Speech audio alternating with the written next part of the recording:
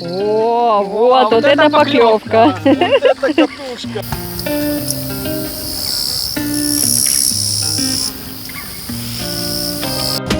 Муха, давай, давай к нам, молодец, муха. О, да, тянет.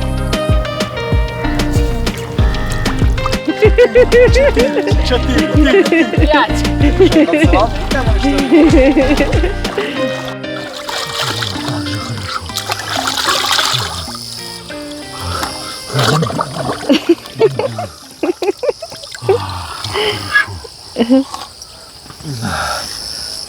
Астрахань такая. Здесь 35 в тени. Всем привет! Вы на канале Черничный Атлас. Мы белорусы, и мы приехали на Волгу. Мы приехали на Волгу не просто ловить рыбу. Мы приехали сюда за огромными сазанами. Я их просто вижу. Вот они под этой рябью воды скрываются гиганты. И в этом видео вы увидите, смогут ли белорусы обхитрить этого хитрого сазана волжского. Волга-то большая, а нам же надо его как-то сюда приманить, поймать. И в конце видео вы узнаете, смогли бы это сделать, или просто будем рассказывать всем, что у нас сорвалась вот такая вот рыба. Все, через месяц на этом же месте. Ася, ты подрастешь, тебе в августе будет год как раз. Поехали. На рыбалку в Астраханскую область из Беларуси на своем авто мы уже ездим 4-й год подряд. И причем по несколько раз в год. Уже установились свои традиции и привычки. И каждый раз мы ночуем в Подмосковье у наших друзей, которых уже называем нашим черничным московским филиалом.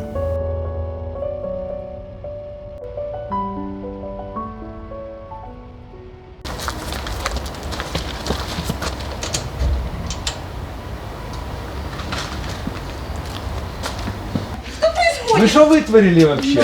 Гости приехали. Вы мне скажите, что вы вытворили? Что это у петуха рядом? А что, у нас так петух рядом? Кто с петухом рядом? Ковочка. А где вы взяли ее? Это что, нам привезли в прошлом году? С Геленджика. Как я помню. Слушайте, ребят, ну неужели вы? Ну давайте уже обниматься, целоваться. Валечка. Ой, родненькие. Давайте уже обниматься, целоваться. Так Дима, знаете, почему смеется? Нет. Он еще одну купил.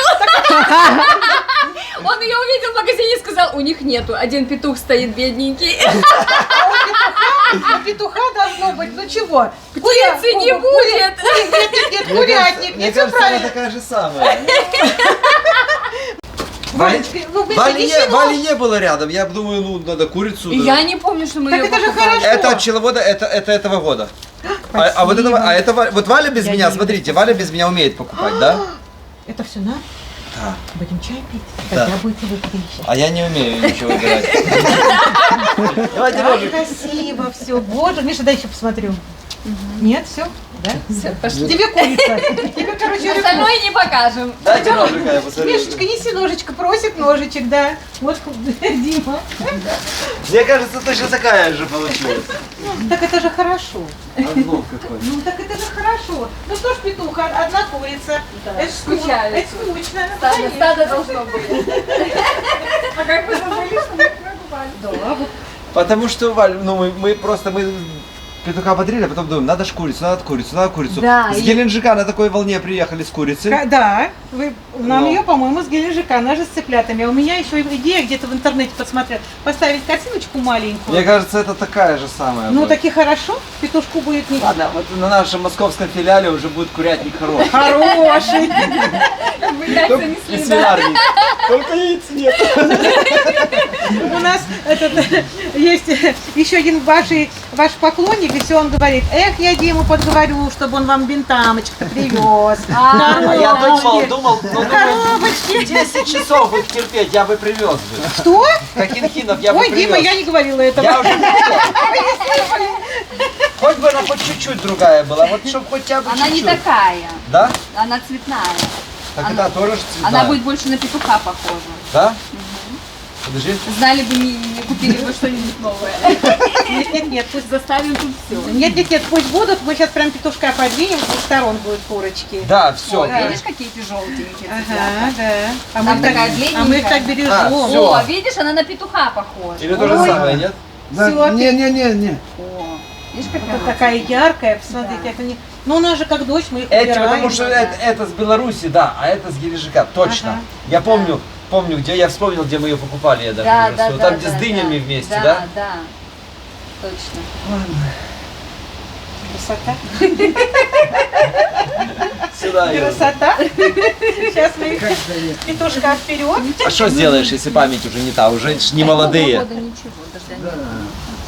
Ну, прохладно опять. Вы нам тепло хоть привезли. Да. Нас тут дожди заливают. Да. Мы на прошлой неделе печку топили. И что, у вас сейчас нету вот таких вот огурцов метровых? Есть А, Дима, для тебя. я же не срываю. Жду, когда Пошли покажем. приедешь и своими этими Двумя А, ногами. сандаликами. сандаликом. Да, Миша ходит, говорит, хочу огурца. Я говорю, не дам.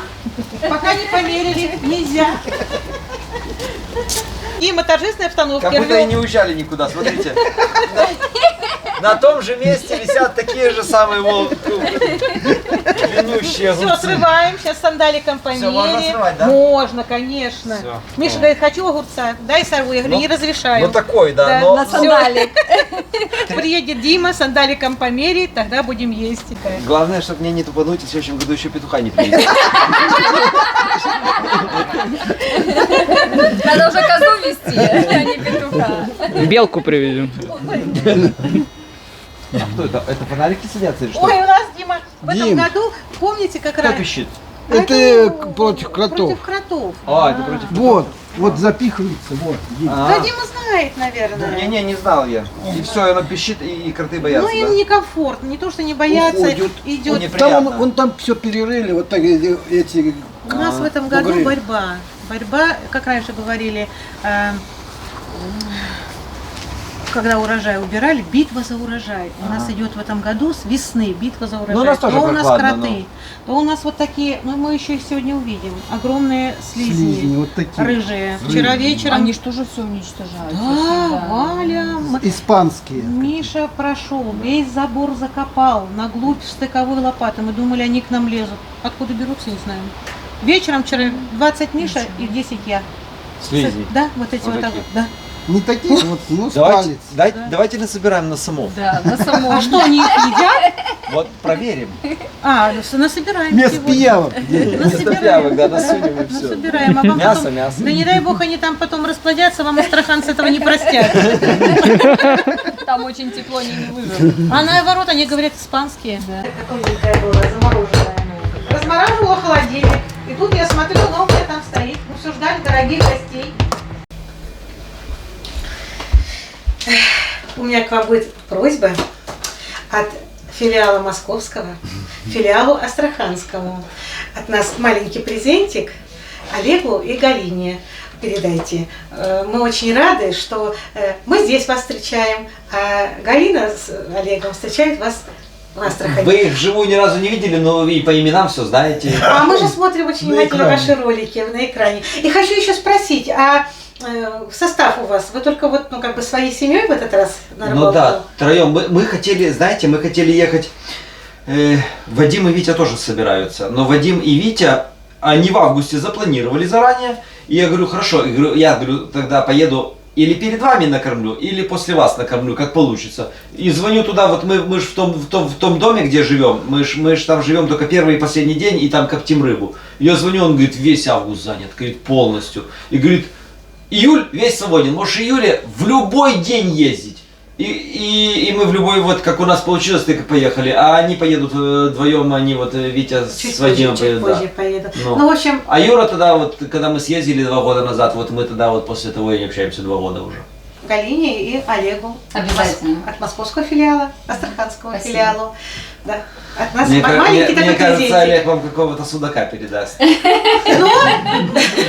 Но мы же не на Получается, придется нам на обратном пути тоже к вам заезжать. А к нам обязательно. А вы же мимо едете. Иначе, как раньше в деревнях, раньше свадьбу, когда гуляли. Будет что? стол стоять. Вынесем стол, дорогу перекроем, мимо не проедете.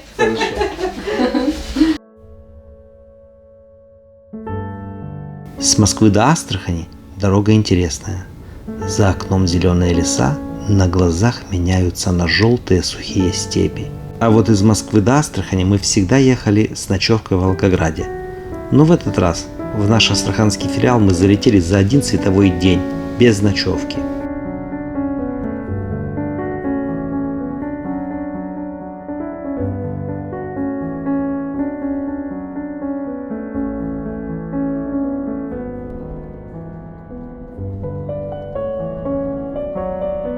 А у вас такие, это цикаты у вас сверчат так? Нет, это что, сверчки. Сверчки? Нет, у нас цикад нет. А вы что, вот так и будете там стоять? Мы просто слушаем.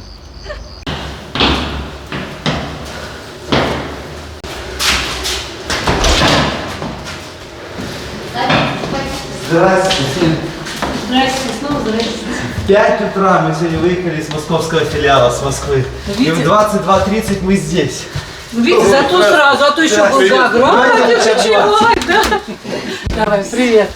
Короче, вот это вот вам с черничного хутора. И вот вам, Вот это вам. ё-моё. Это знаете откуда? Это московский филиал вам передал. Эх ты, ну спасибо. Это все белорусы вам передали. Ё-моё, ну все. О, это даже пчеловод вам что-то передал. Вот, как всегда. Как всегда. Очень вкусный мед, очень вкусный. Это, короче, откачали неделю назад. Здрасте. Здрасте, какие мы уставшие. Это ваша астраханская рыба? Да. В таких вот сом, судак. Да. А мы когда на Камчатку ездили, в таких же самых уже нерка, там красная рыба продается. Ну, уже как бренд, что делают. Балык из судака. Ага. Копченый. Был такой вяленый, а это копченый. 15 часов все не ехали, все равно кушать хочется. Нет, каких 15 часов? Мы 1500. А здесь хей щуки, И щуки, да. скумбрия и селедочка. А селедка ваша местная? Ну, почти, знаешь.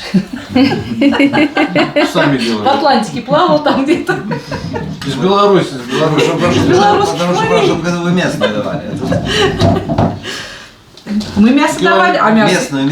А, А местная местную? маленькая сейчас вот такая. Ой, да. вот Мы вам, знаете, мы дадим вам это... Мы консервы сделали, поэтому консервы мы гостим. Спасибо. Автоклав-то у нас Да, там работает, всё чётко. пользуемся. Прям шикарно. Спасибо. Ага. Хорошо, не забыл и второго не привез. Хотел, да? Не просто потому, что реально забыл.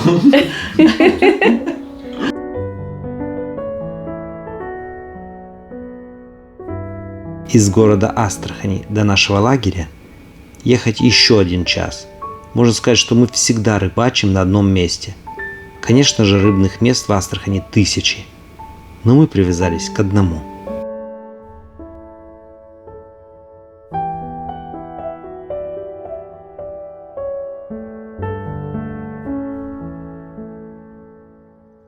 На наше место едем на 2 паромах. Вроде бы свободная. О нем уже все знают, уже сразу нас уже говорит, паромщики говорят, бульбаши приехали. Говорит, сейчас будете опять сазанов выбасить.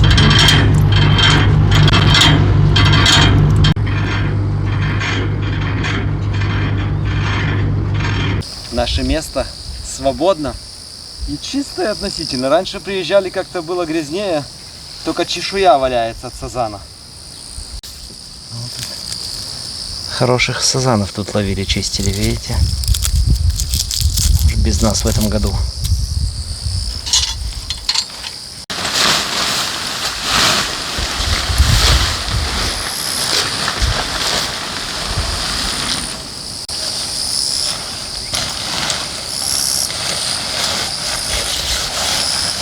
Это наша 3-я палатка. 2 палатки у нас еще дома лежат. Первая красная, помните? Она маловато. Мы с Варей туда вот так вот залазили постоянно. Там места мало. Потом нам подарили вот эту, она супер. Конечно, тут и ложимся, и предбанник, где поставим стол. втроем нам ее вот так вот. Ну, тут недостаток, что мы ее собираем долго. Чуть ли не 40 минут, наверное, мы ее собираем. И вдвоем даже мы не сможем сложить ее. Вдвоем тяжело, да. А одному вообще нереально ее сложить. И поэтому мы как-то в прошлом году нашли такую, которая легко складывается. Так, шух, складывались. Мы читали в интернете, чтобы была непромокаемая, потому что те, которые быстро складываются, они все промокаемые. Все, заказали, все были промокаемые, она единственная была на Валбересе, помнишь, непромокаемая. Да. Заказали, через час, как мы ее установили, пошел дождь. Через 5 минут уже она вся промокла внутри. Да? Да. Поэтому те две палатки у нас дома лежат, а мы живем в этой. Да, долго нудно ставить, но зато потом удобно. Если так вот на неделю, раз в неделю ставить, то нормально. А если вот каждый день... Поэтому мы лагерь сделали на реке. Хотя мы здесь домик снимаем, где коптим рыбу. Но не ездим туда, потому что если мы будем утром ставить палатку, вечером складывать палатку, это 2 часа из жизни. Если удочки будем ставить, тоже 2 часа. Поэтому целый день будет уходить на установку лагеря. Только расставил, уже надо уезжать домой.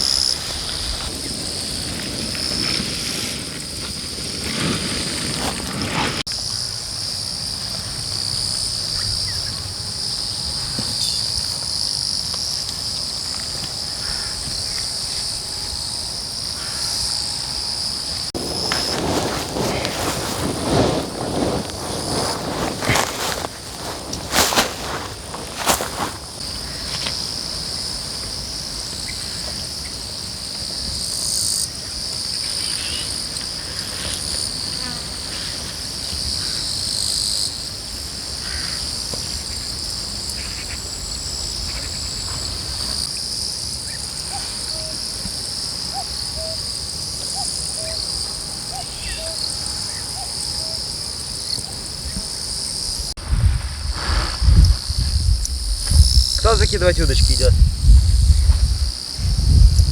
Я не могу закидывать, я буду пока тут складывать.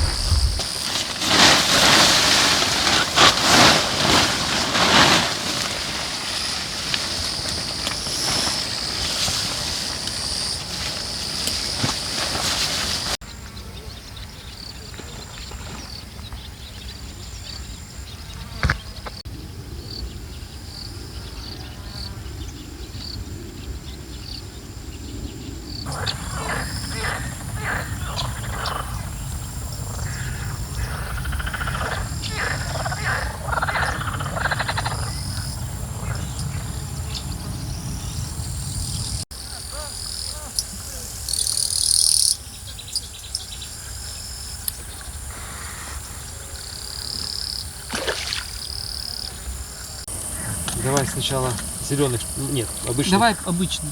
Давай больше их. Сейчас ставим на сома разные виды бутербродов. А у нас есть сегодня в меню навозные червяки. Они такие маленькие. Вань, дай-ка зеленого червяка покажем. Тут местные зеленые червяки, они огромные просто. Бывают размер, что змеюки. Достать невозможно. Похожи на наших земляных. Ну, побольше. Вот такие они с зеленым оттенком. Твердые, что змеи.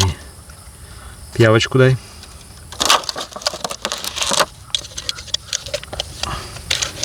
И саранчу давай тоже. Так. Делаем хорошие бутерброды такие. Чтоб сом позарился. Вот, сидит.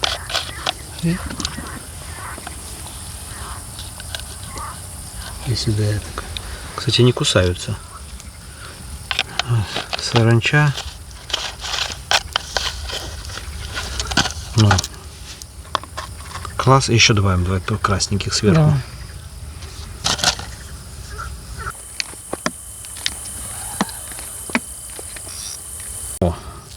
На дне вот такой будет, как усами нашевелит, то сразу схватит.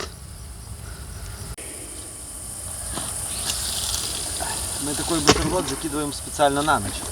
Если его днем закинуть, то его посклевывает мелочь. Тарашка всякая, сазанчики. латвички, они его просто съедят, обобьют, и на крючке ничего не останется. А сейчас или сом, или никто. Ну что, мы сегодня не поймали ни одной рыбы, только закинулись. Сегодня плюс 37 было, а ночью обещают плюс 25. То есть, вот спим просто в тоненькой кофточке и все. И то будет жарко, наверное, ночью. Все, завтра нас ждут великие дела. Много сазанов. Стопудово. Спокойной ночи. Колокольчик звенел или нет? Да. Ваня? И мне казалось, ты слышала? У меня же вот все съёкнуло.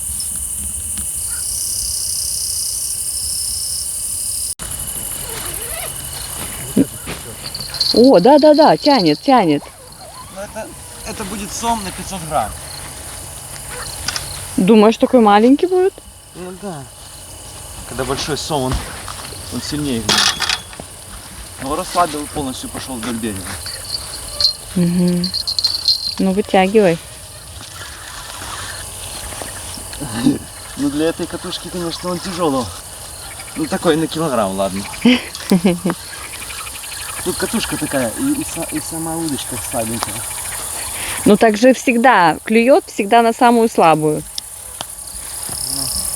Ванька, бери, где-то здесь, бери подсак, иди сюда. Вот где-то он здесь, вот, Давай его сюда. Выпускаем, да? Ну, конечно, маленький. Ты уже по поклевке видишь, да? Ну да. А он сейчас дзынькнуло так. Мы лежим, Валя говорит, а что вы не бежите? Что вы не бежите? Говорим, так клюет слабенько. Комаров, смотри, сколько много. Он и зацепился не глубоко, да? Ну.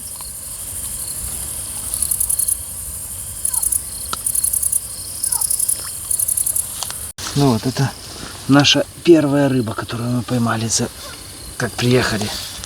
Ну вот такой вот. Пускай идет гулять. Иди. Ну, зови дедушку. Дедушку давай зови, давай. Не хочет. Потерялась, да? Прыгала на батуте и потерялась.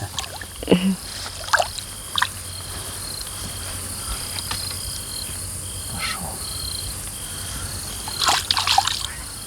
Вот он все объел. Оставилось только вот 2 червячка на воздух и бьявка. Сейчас наденем опять. Ну вот клюнул в 23:00. Мы уже спать легли. У нас в Беларуси даже не знают, что такое, как можно ловить на саранчу. А здесь на саранчу хорошо клюет. Потому что здесь очень много саранчи. Это ее среда обитания. И она здесь прыгает в воду, и он ее привык с детства кушать.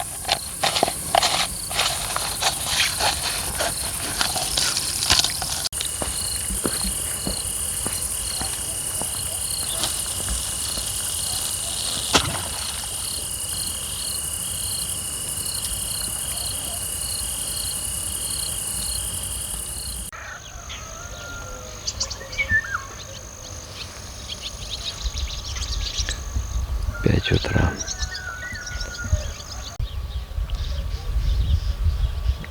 Надо менять наживку на сазана.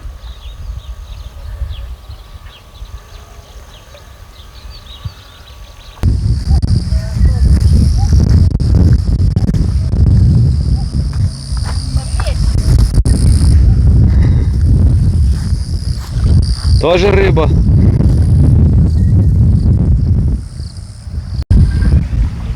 Ух ты какой. На бойл взял? Да. Это голодный был. Он такой самый вкусный. Я возле него проходил, я думал, и она дзенькнула. Я думал, я ногой зацепил. Думаю, значит, мне не показалось. Он клевал. Вот это сазан. Отличная поклевка.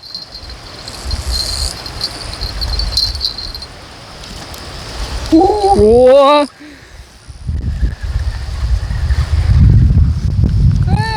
Давай!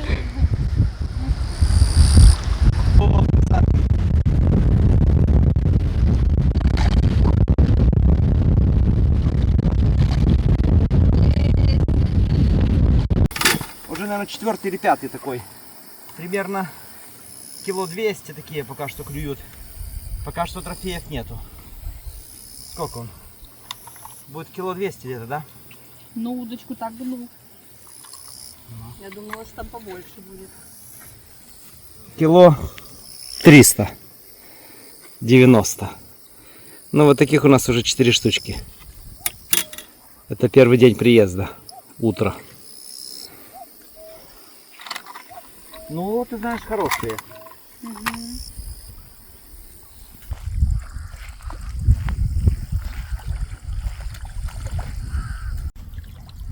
Крючок огромный, а сазан маленький. Такой. Пускай идет гуляет.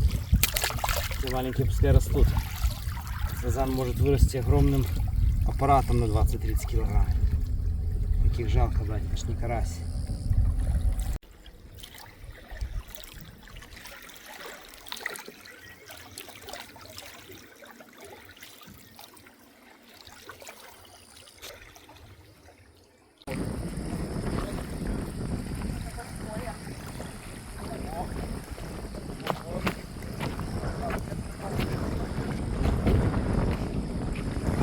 Ура!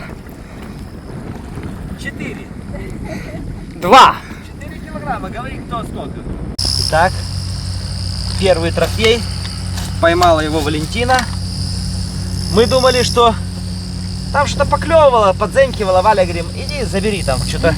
Наверное, карасик клюнул. А я тяну, думаю, ну значит он там выйти не может, немножко носом туда. Застрял, да? Да, а он получается Итак, очень большой был. 3 450. Отлично. Первый трофей наш. Оп. Нормальный. Нормальный. Вот что поймала. Там, походу, на дне сидят раки и жмых объедают. И он запутался в этом жмыхе. Вот такой вот рачок. Кстати, их очень любят сом. Если его хорошо замотать вокруг этого, на него может еще сом клюнуть. Может поставить на ночь? Да, поставим. День подходит к концу. Уже больше сегодня ничего не клюет, ничего не поймаем. Давай посмотрим, сколько мы за первые сутки пребывания наловили рыбы. Достаю. Надо засолить. Та, что дохлая. Будем солить только сегодня и завтра. Дальше уже солить не будем рыбу, только коптить.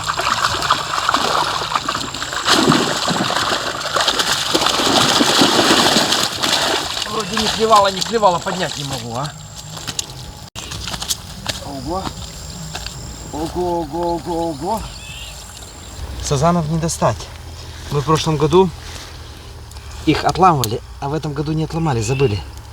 Потому что у сазана вот такие вот зубья. Они очень острые.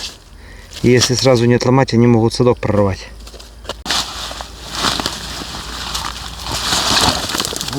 Ого. Вроде не клевала, наловили рыбы, да? Смотри, какие здоровые. Это вообще самый здоровый, 3,5 килограмма. Так, сазаном давай плавники пообрезаю. А остальную всю рыбу давай в соль кидаем, да и все.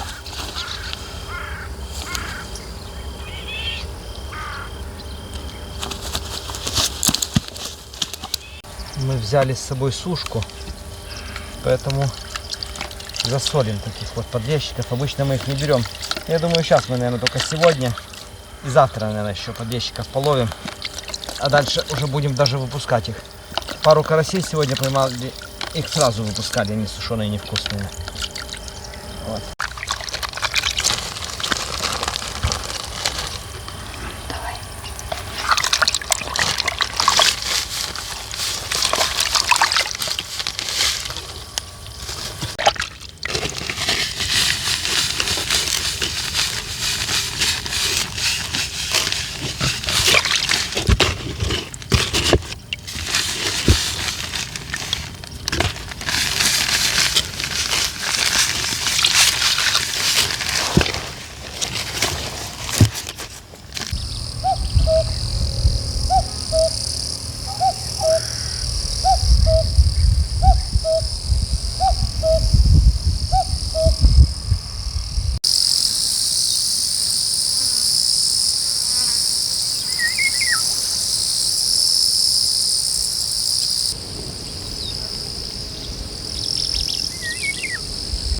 от этого аккумулятора. А от этого аккумулятора уже заряжаются телефоны, ноутбук. Самое главное, холодильник. И, кстати, в Беларуси аккумулятор не хватает солнечного дня зарядить, когда работает морозильная камера. Она все высасывает. А тут очень сильное солнце, поэтому достаточно.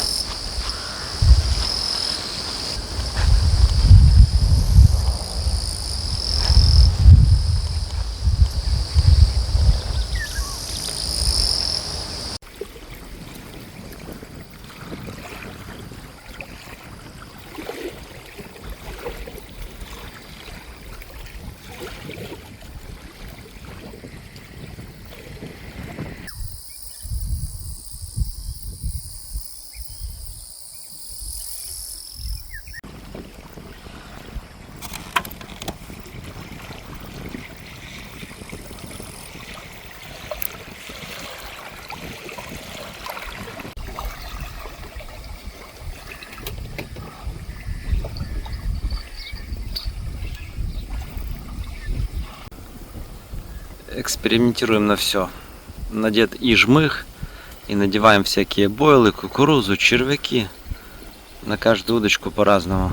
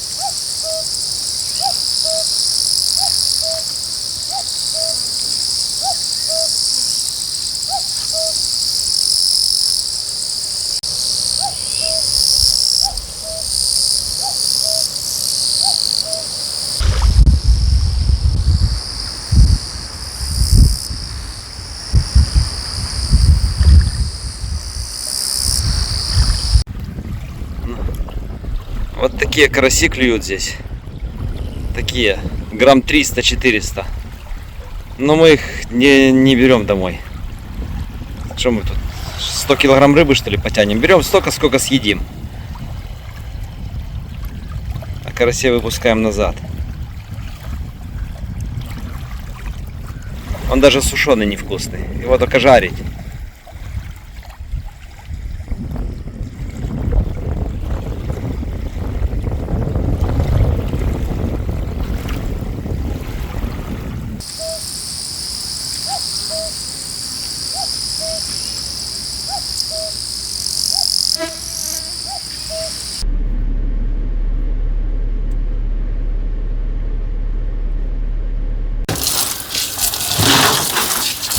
Приехали заготавливать рыбу.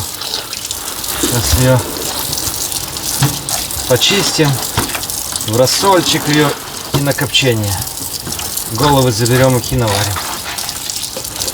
А коптить только филе.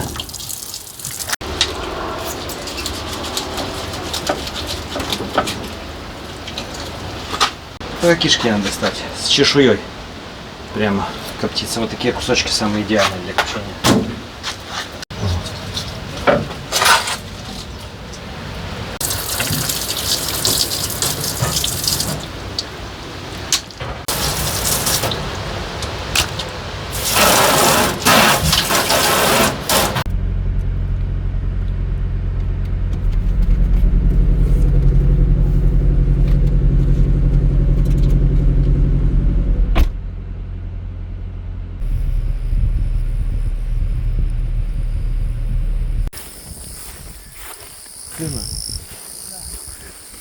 Скажи честно, вот 1, 2, 3, сколько штук?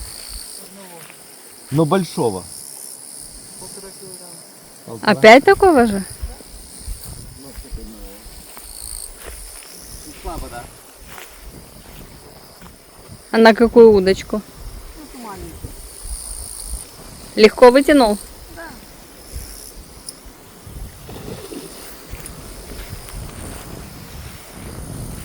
А Полторашка. Что-то сегодня слабенько.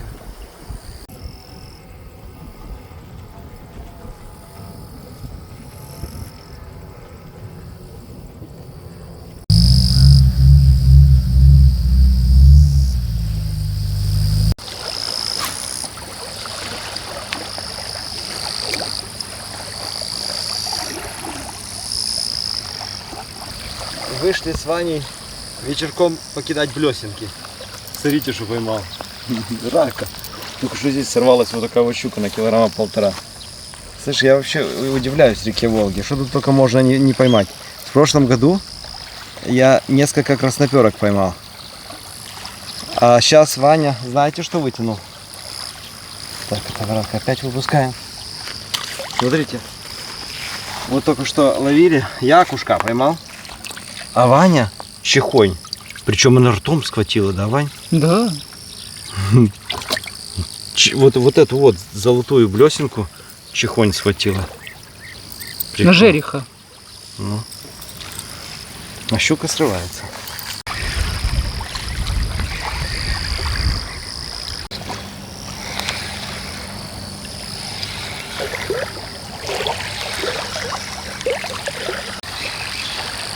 О. Так, свечку не делай. Сейчас отпустишь. Так я хочу, она же маленькая. Давайте что сюда. Уже Достань ее и отпусти. вот. Метр от берега взяла. Хотя вроде не сильно взяла. Давай, чеши. О, как ракета ушла.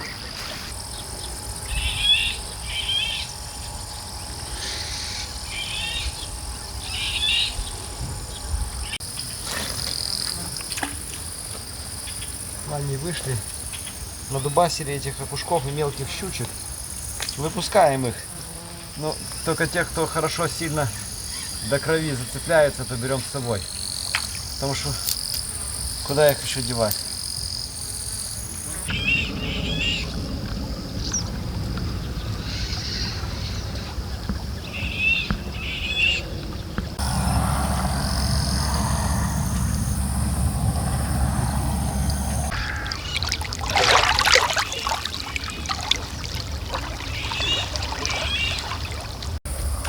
Так с вами выходим на новую поляну. Я приглядываюсь, смотрю, такой камень шевелится. Ну-ка, ну-ка, ну-ка. А там вот такая вот черепаха. Испугалась нас и поплыла. Я даже не думал, что такие большие черепахи болотные бывают. Я тут видел в прошлом году маленьких, но не таких здоровых. А это тоже какая-то птица странная, да? Я таких у нас не видел. Почему она нас не боится, непонятно. Что надо делать такого? Ты чего на меня смотришь? Ты что, баклан, что ли? Давай лети отсюда, а тут мы рыбачим.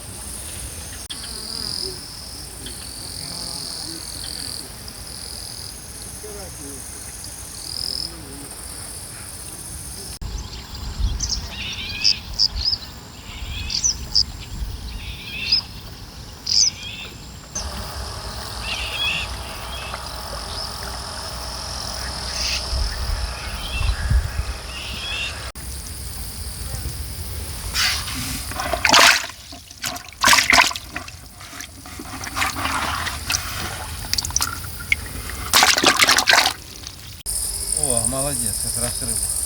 В эту же соль положим, посолим эту. А что вы что-то поймали? А ты что поймала? Я сазана поймала. Большого? Ну, где-то около 2. О. Ты ж Ваню оставили. Ваня на 1,5 килограмма, тебя оставили на 2 килограмма. Да. Я сегодня 0 сазанов поймал. Я всякую мелочь ловил, отпускал, ловил, отпускал.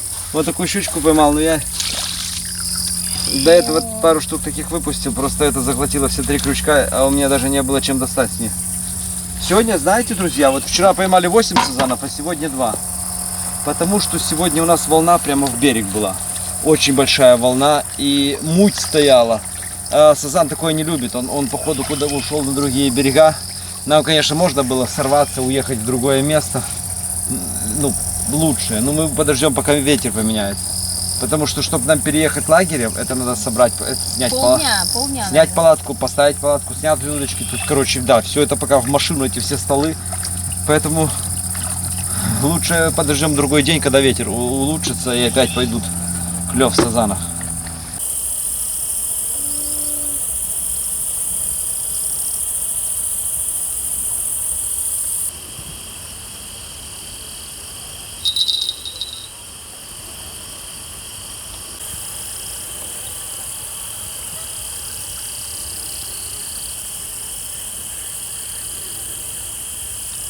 Здесь сейчас будет вот аппарат.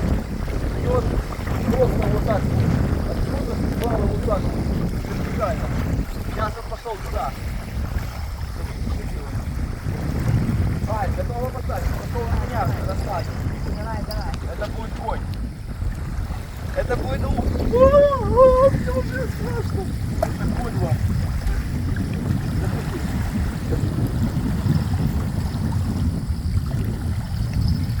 Это очень большая рыба.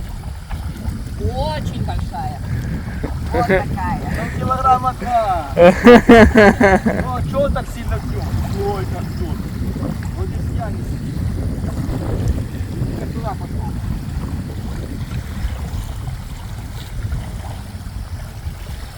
Вот сюда с 2 шага и обрыв сразу 9 метров. Я его как с лунки тащу вверх, поднимаю. А он вообще не идет. Вот он поднялся. Вот он. Есть! 2 килограмма. А сколько эмоций было, да? Вот вы просто не умеете рыбу ловить, ребята.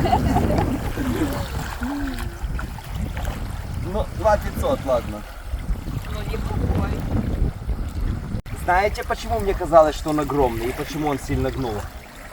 Потому что он поймался не за губу, а сбоку. Вот. Вот он поймался за плавник. И поэтому он шел как ракета. Вот куда он поймался. Поэтому он шел. Ух ты, хорошо попался. Не сорвался бы. А пузо такое большое. Что-то тут. О, я его снять не могу. Представляете, как он влез? И у него все плавники были свободны. И он поэтому как Формула-1 валил. А я говорю 5.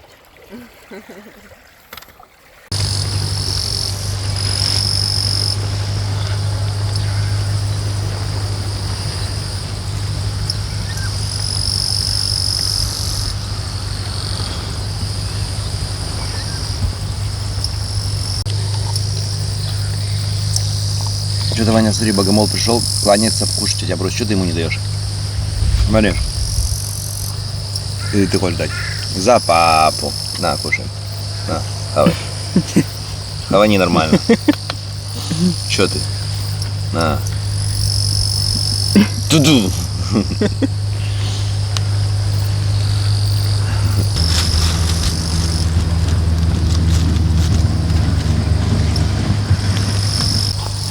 Кажется, проехали 2500 километров, причем 1000 до Москвы и просто 1,5 спустились вниз. А уже другая климатическая зона, да?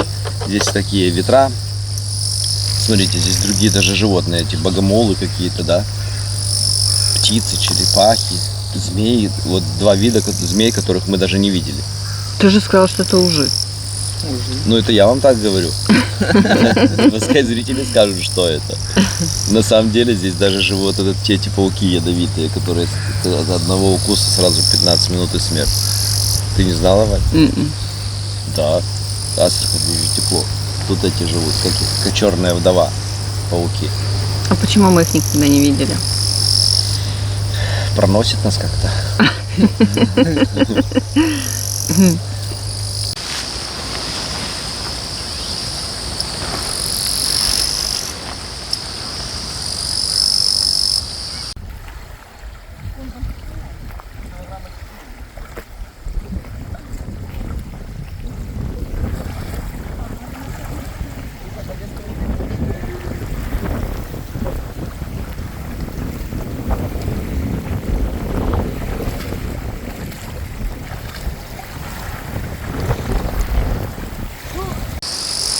ветер называется Маряна. Идет прям с Каспийского моря, очень сильный, ну теплый, конечно.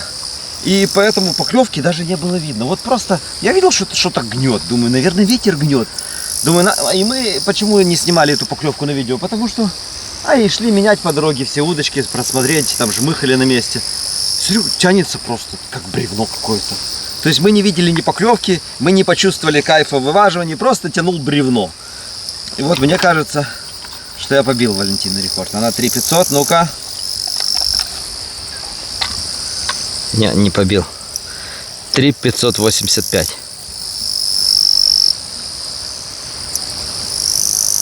Такой же, как у Валентины.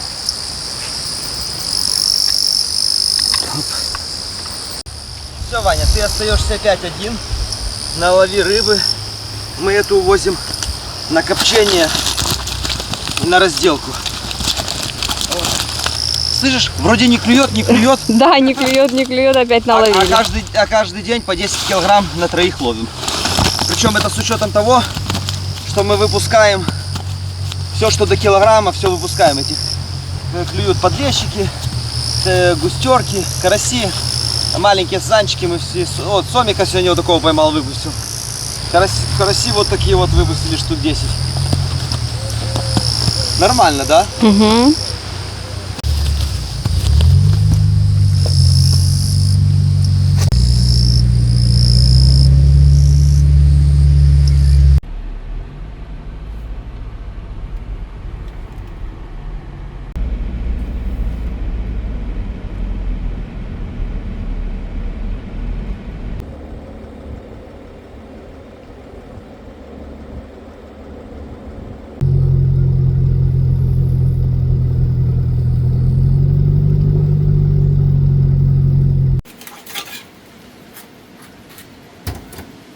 Только что паромщик такой говорит: ребята, ну что, клюет? Они уже нас паромщики знают, вы же белорусы.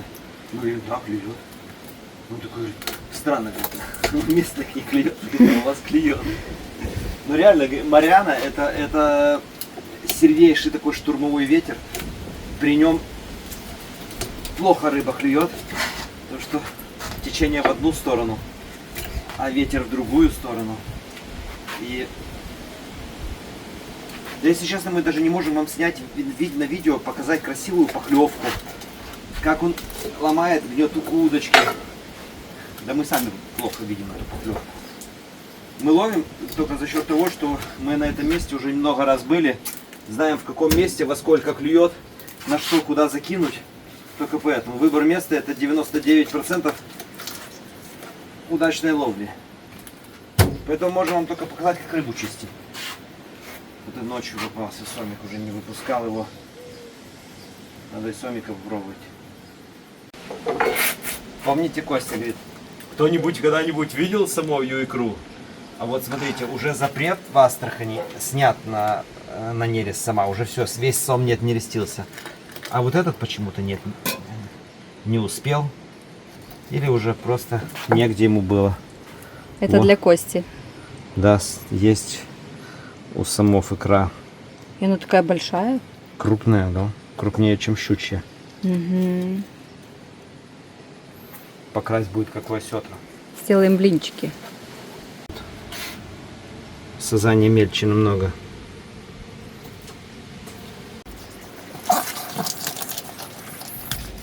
Надо будет пожарить.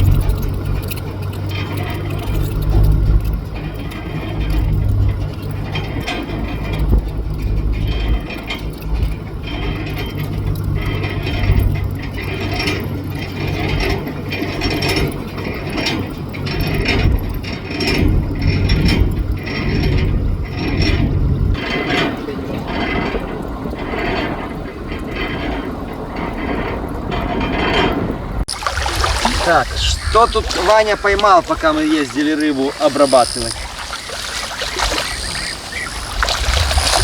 Ого! Ну это где-то 1,5, это где-то 2,5? Да, 2600 и... 2,600 и 1,5. Да, ну 1,600 тоже. А, кило 600. Ну, семейный подряд работает. Пока один копнет, второй уже ловит. Ну, как бы, если для троих, то это как бы и небольшой улов. А как для одной семьи, то это очень даже хорошо. Вся рыба Таша идет в одну копилочку.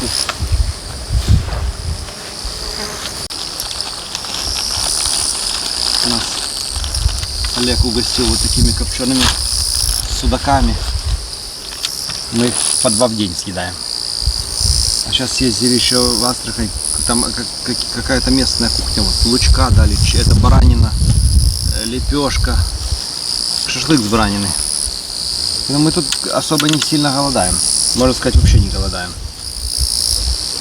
Можно вообще сказать, вообще питаемся лучше, чем дома.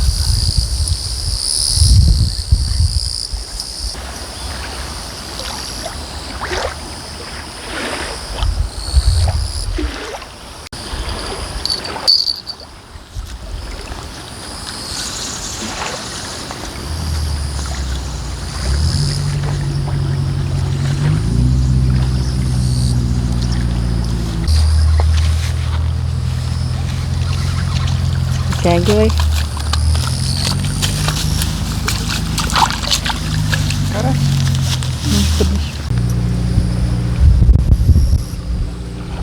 Выпускай большой, да?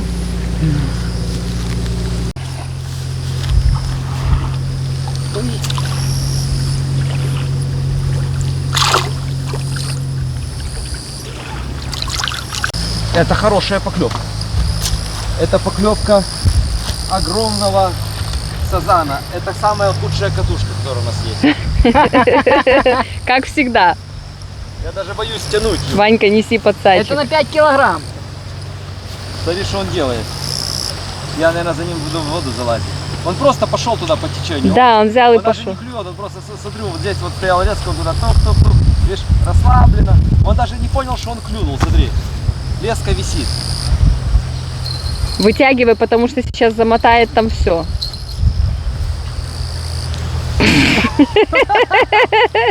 У тебя там... Давай, тяни его. Заходите в воду, сынок, давай. Заходите в воду. Заходи, Ваня. Катушка вообще не крутится. Так еще на самую плохую катушку, как всегда. Он уже к тем удочкам пошел, Давай, те давай. удочки позапутывал. Друзья, это трофей. За эту рыбалку я лучше вот так уже. Давай, давай. Ай, вытягивай его. Димка, его надо помучить, ты его не отпускай, вот так вот, но он должен устать. А если он меня замучает? Не замучай, ты сильный. Давай. Сколько ты Я чувствуешь? пойду тогда тянуть, если ты не сможешь. 5. Может, 6 лучше. 5. А ты, Ванька, сачок в воду, вот так, чтобы его видно не было, чтобы он его не боялся. Это худшая катушка вообще. Она не крутится. Помучай его, чтобы он устал. Без мучений. Ах ты. Такого у нас еще не было, ребят. Да? Вот он.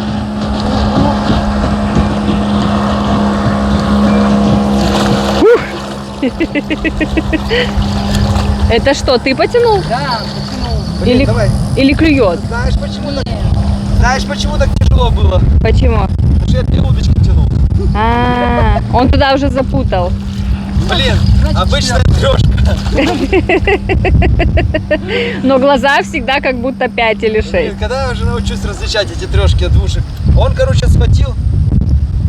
Я не знаю, как он так. На, Ваня. Он перевернул нам 2 удочки, сразу перепутал, видишь? И поэтому я тянул сразу 2. Слушайте, мне постоянно попадается вот такая ерунда. То он за плавником запутается, а я думаю, трофеище.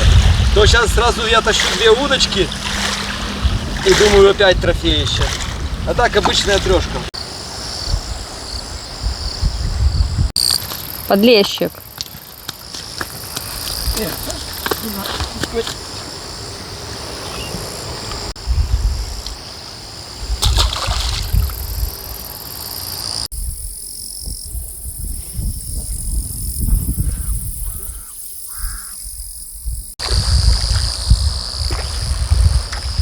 опять вечером вышли с Ваней покидать на Блесну.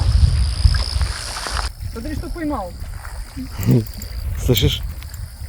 Сейчас вечерком опять пошли с Ваней на хищника покидать. Опять чехонь. И уже на другую смотрите. Это я только что одел вертушку.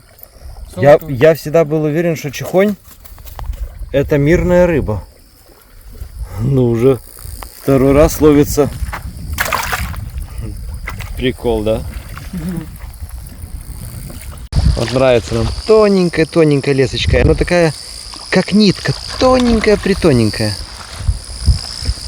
И ей, если попадается окушок, то удовольствие можно получить не меньше, чем от большого сазана.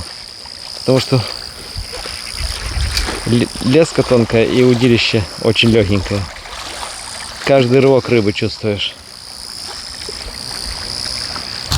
Мы с Ваней уезжаем на базу. У нас сегодня тяжелый день. День копчения, вакуумирования.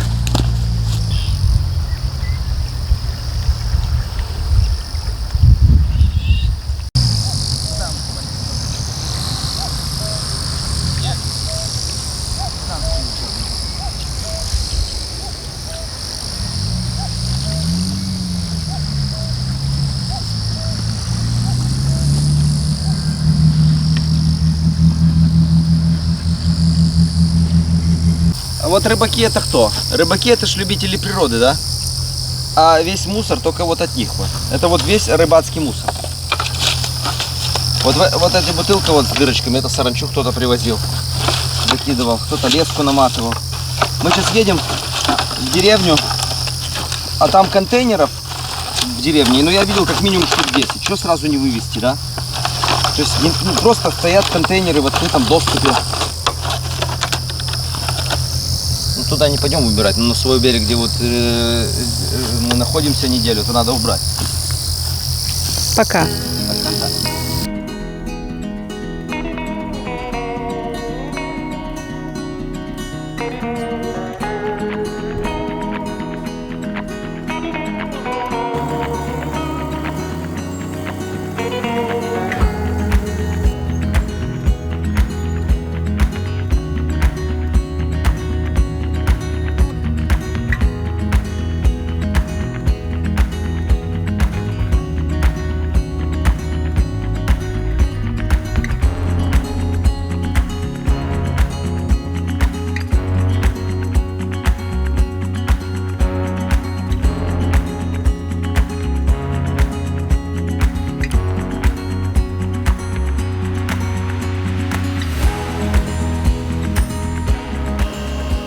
Вот сейчас надо вот этого сомика и сазана всего завакуумировать. Вот сазанчики, вот сомик. Завакуумировать и положить уже в морозильную камеру. И он в вакуумации в морозильной камере уже будет долго храниться. Все по чуть сомика. Еще сомика.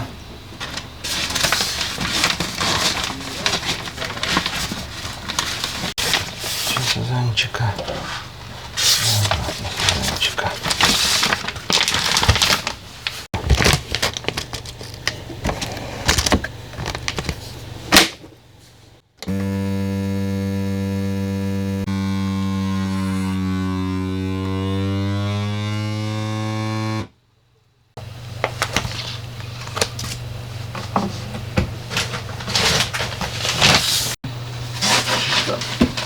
В рыбной ловле надо не только много наловить, но и правильно обработать, чтобы рыба принесла пользу, а не, знаете, муж жене принес рыбу, она говорит, на, почисти, она не почистила, выкинули и все ее, лишь бы поймать. Надо так, чтобы друзья просили, вот когда папе даешь такой кусок, наш папа обычно так, он такой, а вкусно, да вкусно. А вот про сазана он всегда говорит, очень вкусно. Ну просто обалденно вкусно. Все, 2, 3. Пошли это в морозильку, все занесем.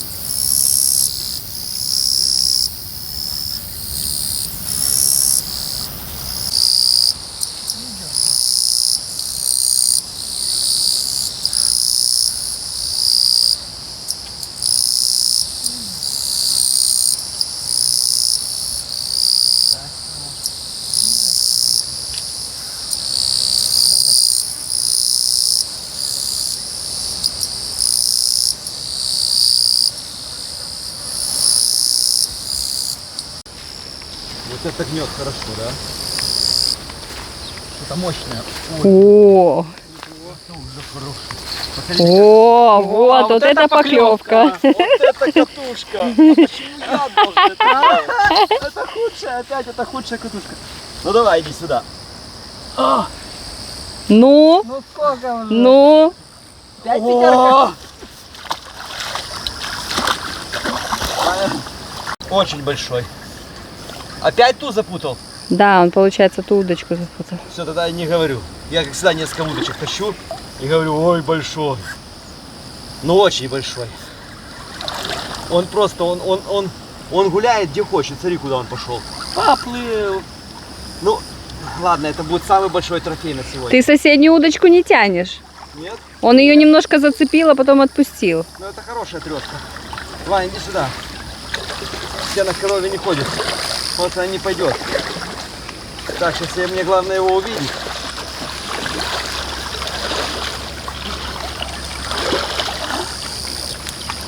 Он где-то здесь, этот трешечка наша.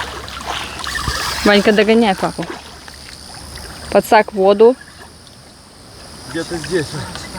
Вот он хороший. белый. Ух, какой. Давай, давай, Ванька, в подсак его. Тихо, тихо, тихо. Он, ты покажи. Вот. Сейчас папа его заведет Давай. тихонько в подсак. Тихо, тихо, тихо. Тихо, тихо, папа ведет. Бери. Поднимай. Есть! 4, 5. Что, танцевал перед камерой, что ли? Молодец. Зашли. Ну вот, без подсачика можно было бы и не достать. Вот, внутри за губу попался. Не, ну сильно попался. Ну да. Оп. Вы знаете, я рассмотрел его поближе, я уже вижу, что 4,5-5. Очень хороший аппарат. Это наш рекорд за эту рыбалку. Ну что, 5? 5. Ну не будет 5. Меньше. 460. 460. Но у тебя, как всегда, 5 будет. Красавец. Хороший, да? Угу. Ай, красавец.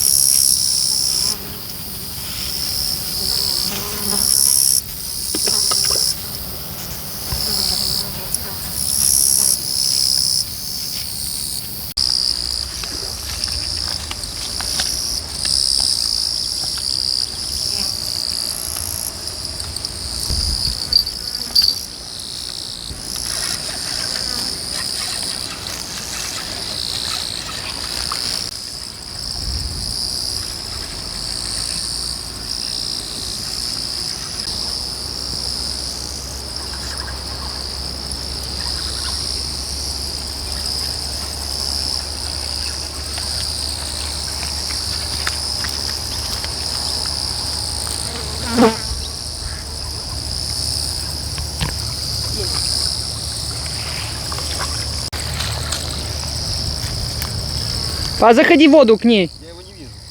Вот он там.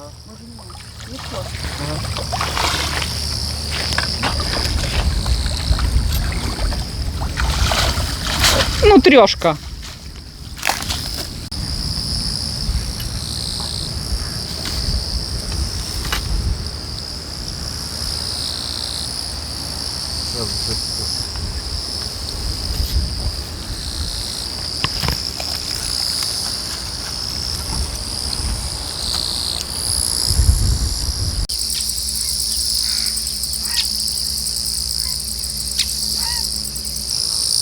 Айза, а где Дик? Где Найда? Где Булька? Дик, Дик, ты где?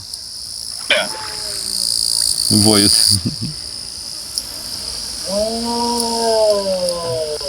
Ой, бедные. Дик, не плачь, Дикушка. Ты где, Дик?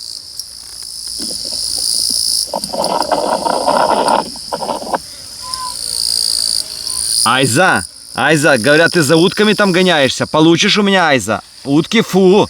Айза, утки фу. На Тихом хуторе вот лежит у нас металл, колодец так и не накрытый. Надо сказать тесте, что приехал, накрыл колодец, чтобы никакое животное туда не упало.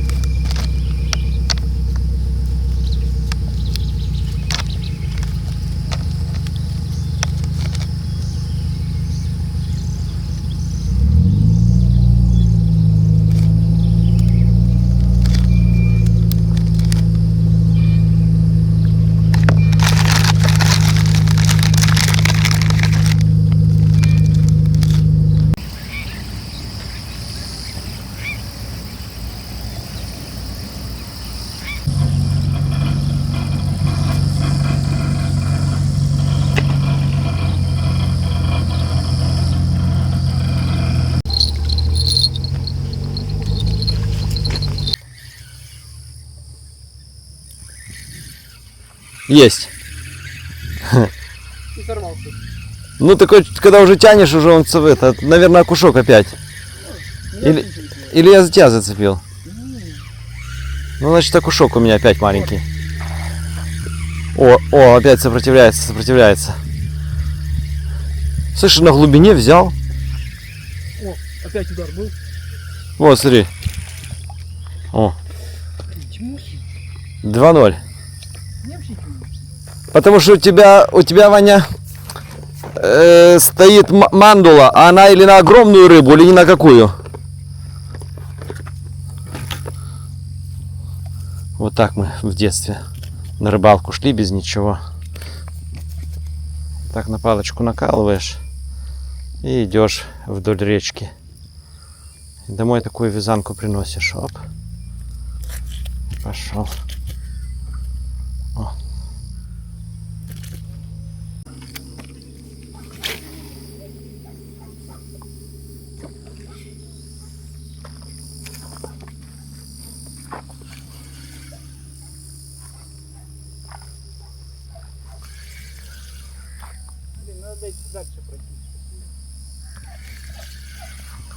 Мне кажется, Ванька, чем дальше, тем мельче, не? Нет? Ну а что они там стоят? Ну, пошли дальше. Может, они каждый напротив своего дома рыбачат и все.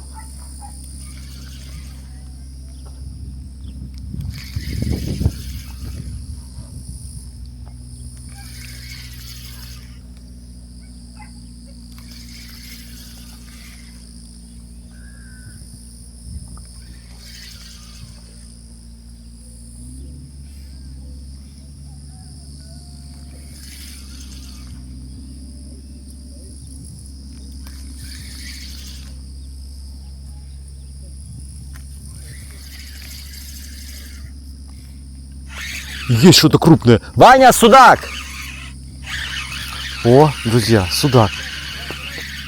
Я еще судака не ловил. Ничего себе. Такой на 800 грамм примерно судак. Я даже чувствую. А как приятно такой удочкой вытянуть тяжелую рыбу, ребята. Это, конечно, как будто тянешь здорово, не судака. Ух ты.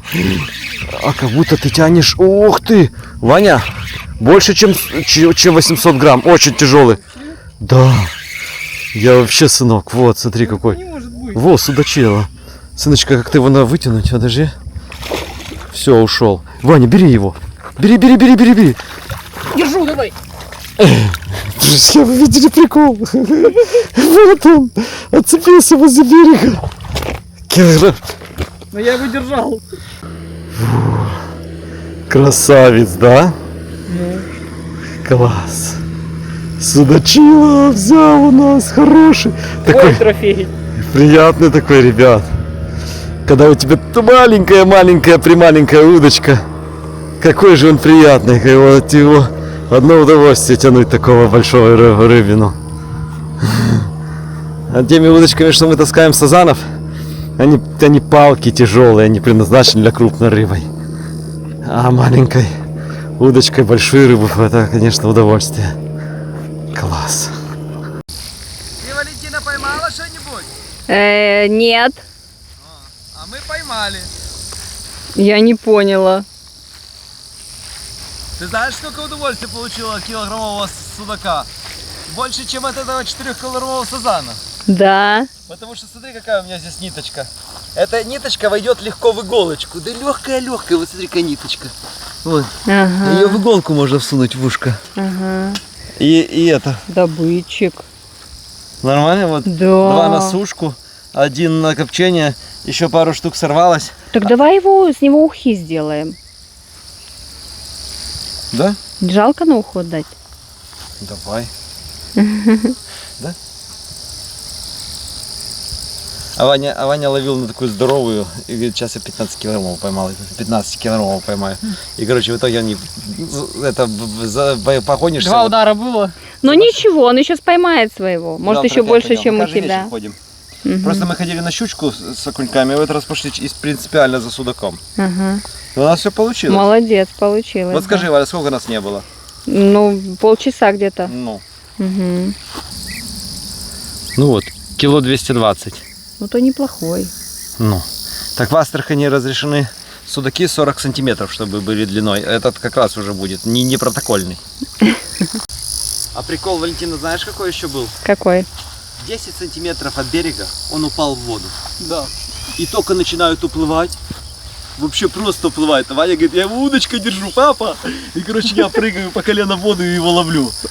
А он же ж колючий. Ага. И знаешь, почему так произошло? Почему? Почему он не уплыл, он не сориентировался. Да, да. Судаки живут на 8-метровой глубине.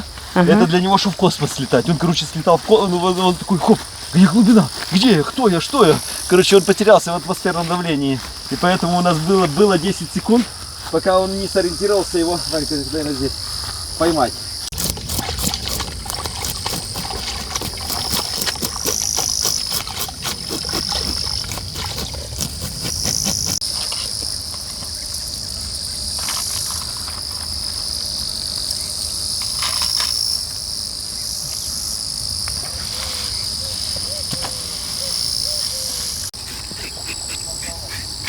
Смотри, какой пузатый, тут судак, вот толстый. Может, икра? Не, они вроде бы, судаки даже не вроде бы, а точно весной. Примерно апрель-май не лисятся. Я думаю, что там что-то, может, она вот такого окуня съела. Давай посмотрим. Давай. Что интересно, он съел такого, что он такой толстый.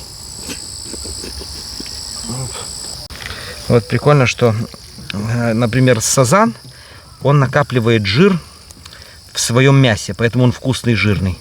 А судак, видите, он накапливает просто у себя в животе этот жир отдельно. А само мясо такое белое-белое, нежное. Очень вкусное. По-своему. Совсем другое, отличается от судака. От сазана очень сильно.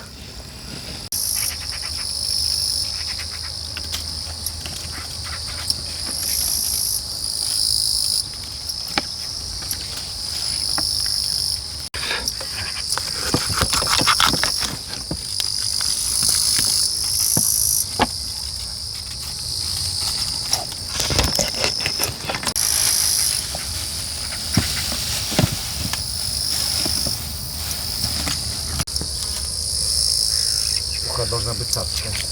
Хотели чисто с голов сделать, но Ваня головы не любит у нас, только мы с Валей. Это, если бы не судак, Ваня бы сидел бы голодный. А так и судака поесть мясо.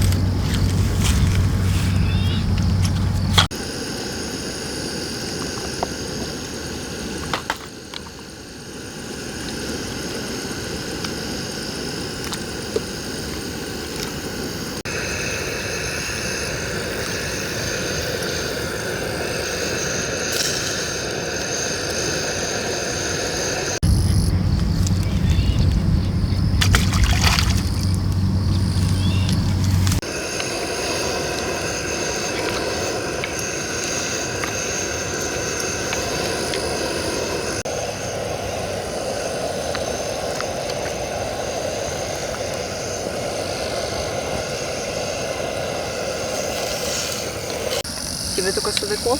Да, и помидор. А икру будешь? Нет. Слабак. Кстати, нас угостили недавно икрянниками. Хозяин, где мы жили. Мы к Ване привезли вчера и говорим: Ваня, это драники. Ваня, наверное, штук 10 съел, да? А потом мы ему сказали, что это икряники. И все, оказывается, Ваня, ты все любишь.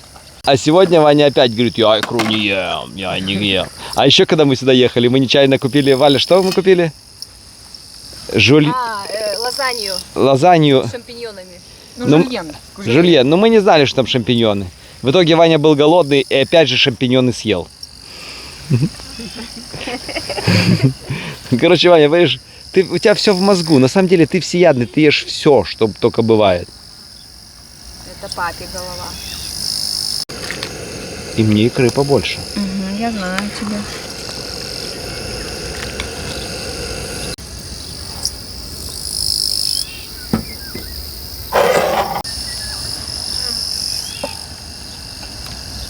Голову себе возьми.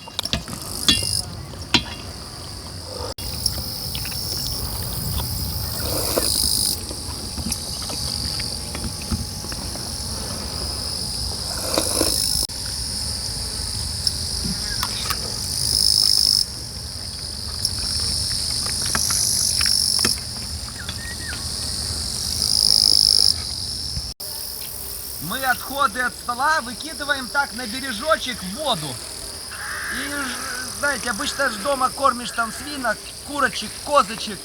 А тут остатки от копченой рыбы в воду там для малька. Сейчас вот только что носил кости от ухи закидывать вот в одно место. Смотри, кто-то там сидит, что-то точит. А она нашего копченого судака ела. Смотри. Так это как у людей дома, да? Такие? Ну, это да, это какая-то болотная. Мы вчера с Ваней вот такую видели, но она их к себе не подпустила. А это такая отвернулась, такая хавает, там хавает. Смотри, вот. Хвост у нее есть вот такой большой. Угу. Вот. Положи ее, она сейчас вылезет, начнет ползти. Ну, давай.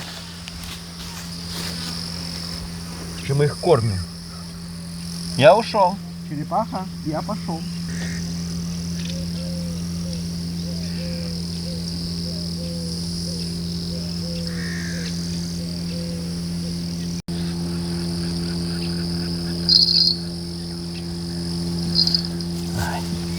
Я по поклевке уже даже не вижу, где карась, где подлещик. Вот это будет густера. Это вот 100% густера, это не карась. Вот смотрите.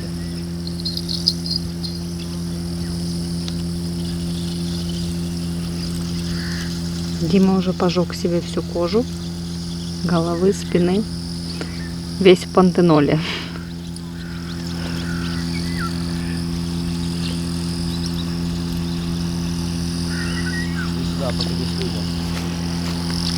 Да, карась. А еще я балабол. Поплыл.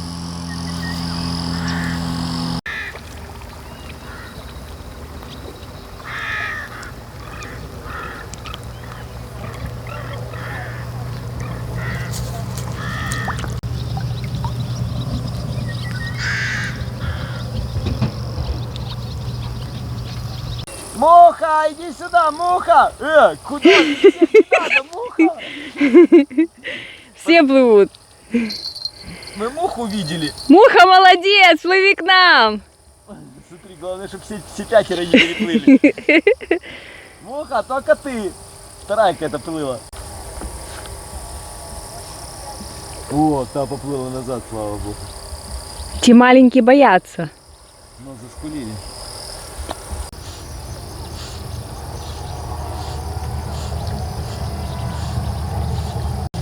Муха, давай, давай к нам, молодец, Муха. А мы его столько дней ждали. Он один день прибегал на ферму, но не пошел к нам, потому что, видимо, другие туристы его не подпускают к себе. И сейчас мы его опять увидели. Потому что в 5 утра тогда я уже не будил, его не звал. Муха! У Мухи в прошлом году хозяин умер. Муха, мы бы тебя себе взяли бы, ну так далеко ехать. Пошли кушать дам, пошли, Муха, идем. Пошли. Муха, пошли кушать. Пошли, Муха, идем. Муха. Муха, ну что ты такой довольный? Ты знаешь, Муха. лови, оп. Короче, Муха, ты баранов пасешь, вот тебе шашлык с баранины. Кстати, шашлык, когда горячий, он вкусный бараний. А когда остынет, то как бы и так себе. Надо было на панель ложить, как пчеловод, и сало греть. Здесь реально можно положить и до 100 градусов на панели разогреть.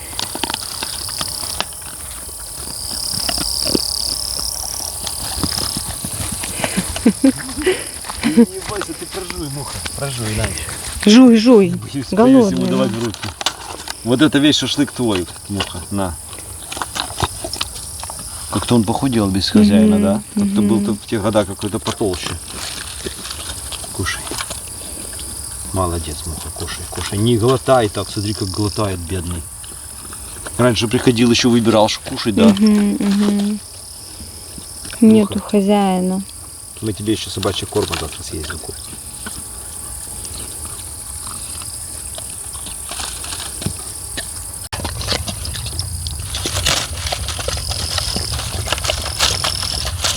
Муха. Муха красавчик.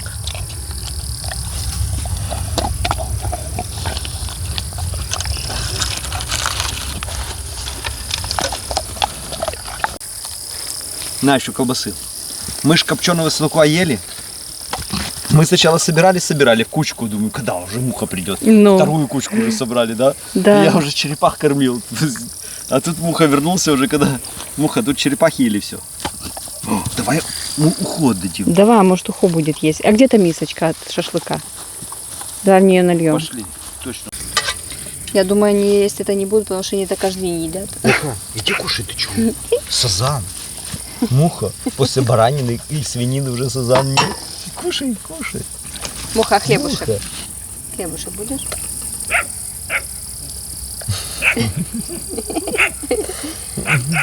Мягкий лаваш. Ну, рыбу точно не ест, Арина. На, Муха. Мушка. Ну так, не сильно. знаешь. Сегодня встали с Ваней в 5 утра. Сработок Сома почему-то ночью не было. Вот не колоколит ничего. Сейчас быстренько снимем самой снасти и наденем сазани. И побегим судака ловить.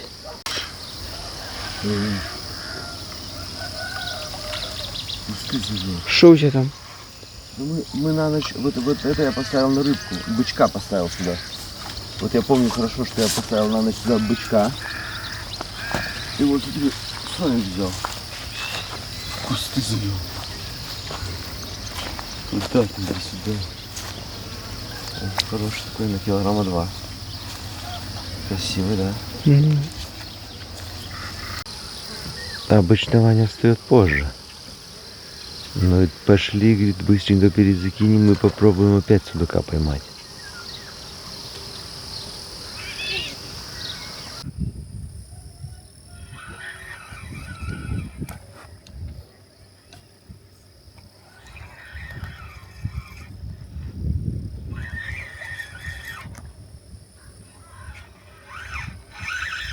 Есть. И ушел. Окушок был. Или тянуть. Сейчас посмотрим. О, не, я все кушок. О, какой красавец. Возле берега схватил. Плохо вообще зацепился. Вань, берем на сушку? Окуней надо брать. Набери воды мне, пожалуйста.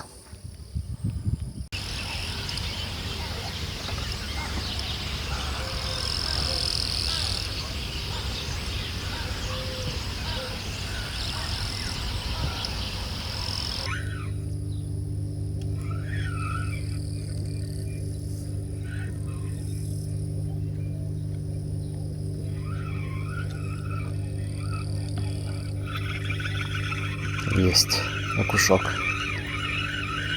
Иди сюда, возле берега взял, иди сюда. Ах ты какой. Маленький сопротивляется, смотрите как, а. К берегу, к берегу, к берегу, к берегу, к берегу. Ой. Хороший. Не маленький. Хороший, горбатый. О, какой. Вань! Я очень хочу судака, у меня клюют окуни. Как...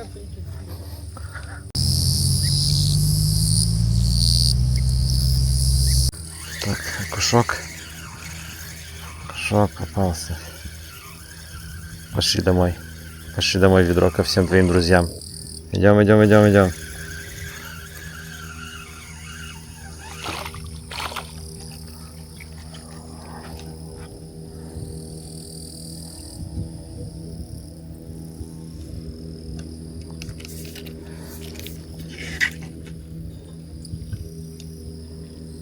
На твоем, конечно, месте должен быть судак, но он сорвался только что.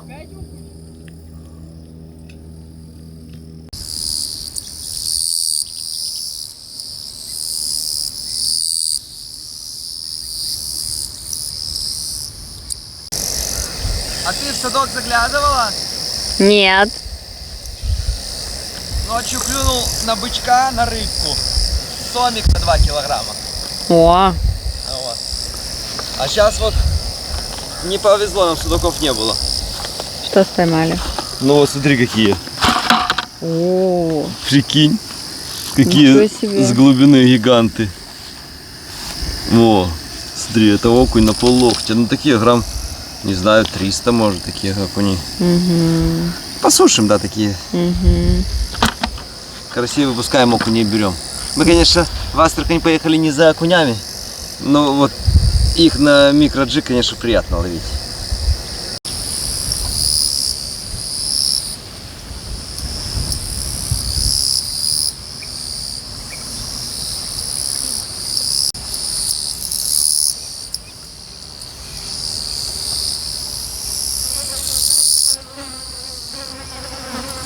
О, пацачек отцепился. Такой круглый, как будто это не сазан, а карп, да? Угу. Может, это карп? Ну все, достаем рыбу и везем на последнее копчение, потому что завтра уезжаем. Хочется? Вообще не хочется. Вот тебе с Ваней вообще не хочется. А мне вот чуть-чуть уже хочется. А мне не хочется. Это в первые дни лучше клевало. Вот кажется, ветер был, лучше клевало, чем сейчас безветренную погоду. Грязь, ну что такое? Уже последующую рыбу, что будем ловить, будем выпускать. Но если что-то большое, то заморозим или дадим. Тут угостим местных. Мы и так сегодня с Ваней поймали такого окуня, давай, на полкилограмма. Вот такого. То я местному дал, он говорит, я давно таких больших не видел, говорит. Окуней. И щучек вчера тоже какие-то женщины были, тут тоже им мы отдали. Мы себе берем или трофей, или все выпускаем, или отдаем. Слушай, их тоже попробуй сохрани, попробуй домой довези. Ну вот, смотри, какой вот этот длинный сазан, да? Угу. А какой вот этот круглый. Да, да, да. Это походу карп. А может это самка и самец? Да нет, я вот давил, это самец тоже, видишь, самец. Ага. И это самец, Ага, два самца, ага, видишь? Ага, вижу, бель. Ну, а почему это, наверное, карп и сазан?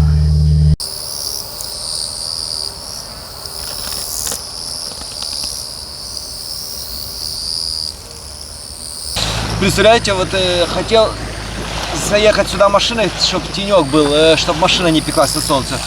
Начал ветки ломать, облепить ехать. И это, оса вылетает и мне как прям вот сюда вот за губу. Как тебя в прошлом году. Да? Они какие-то придурочные вот здесь, осы местные. Они маленькие, черные, худые. Да, и сильно кусаются.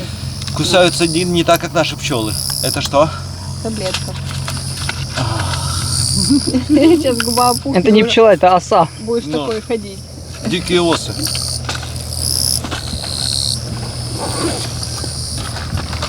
Ты в прошлом году была с такой губой, сейчас я буду. Да. Главное, что не змея. Потому что змеи тут тоже какие-то ядовитые по воде ползают. Все разных цветов. Я даже не знаю, их, наверное, штуки 4 разных вида видел. Какие тут ядовитые, какие нет. Когда укусит, будешь знать. Не имеет губа. И у тебя так же самое, да, сверху? Да. Меня видно или нет?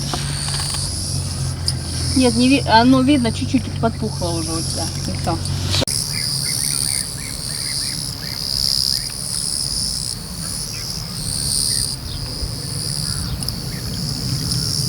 Мы сейчас заехали в магазин, когда рыбу отвозили.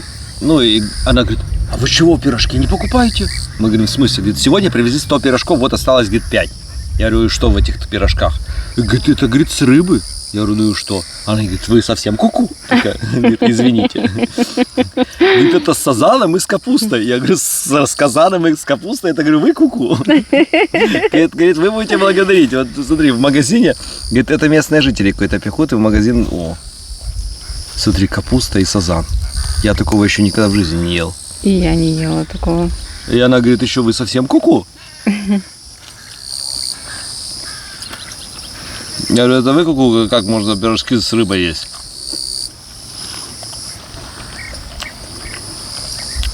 Ну что? Ничего, губа онемела. Нормально. Очень вкусные пирожки. Ну, вот доказательство, что это рыба. Нет, не вижу. Косточки, да? Показалось, что кость, да. Ну, сазан с капустой, прикол. Вкусно? Ну, когда астраханцы пишут в комментариях, что мы лисички никогда в жизни не пробовали, мы тоже говорим, вы что, совсем куку, ну. На, Ванька, ты морожку ешь? На, вкусная очень вкусная. А взял и попробуй. Ты очень осторожно взял, как будто можешь заболеть. Потому что еще есть с говядиной какие-то тут пирожки в местном магазине. Вкусно. Сказал бы, что это рыба. Я бы тоже не сказал бы, что это рыба. Ну вот, кусочки рыбы. Там, наверное, сазан был такого. Никогда в жизни, если мне кто-то сказал, что это сазан, я не понял бы. Просто с капустой, с мяском каким-то.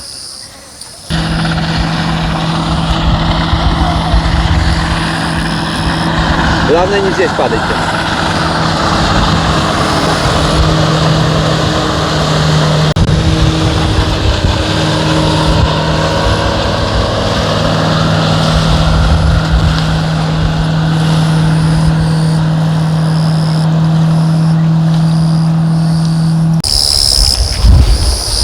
У нас рыбалка трудовая. Вот надо каждых 2-3 часа ходить наживку менять. Вот здесь вот тень, отсюда выходишь и сразу обгораешь. Я уже 2 раза сгорел.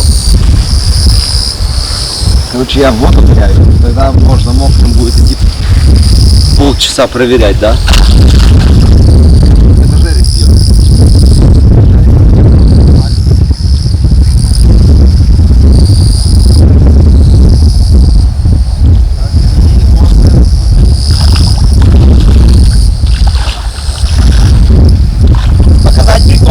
Вот я просто иду.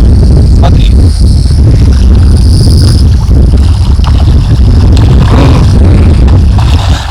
Прикинь, тут напрыг сразу метров 10.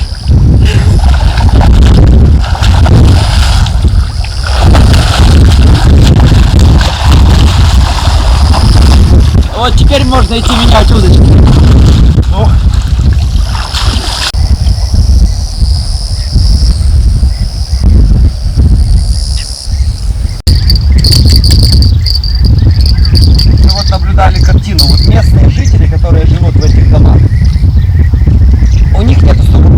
нас много.